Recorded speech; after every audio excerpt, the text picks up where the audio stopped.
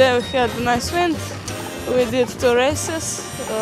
We sailed good, but after the first upwind we were not so good. And then during the races we get places. So today we did 1 third and 1 second place, and we're happy. We're doing very well. Today we had 2 fourth place. It's very cold here in Split, and it's very windy. Bura is blowing very strong.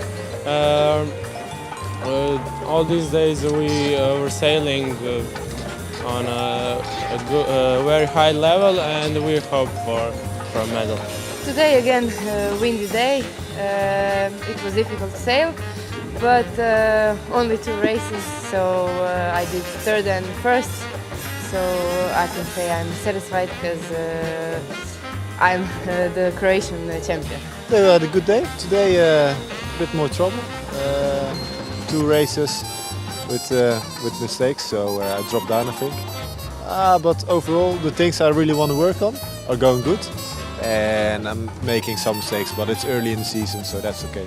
The next event for me is World Championship in Cadiz, in Spain. And I'm going there 8 days, I don't know. And I'm preparing here on strong wind, and that's a good training for me.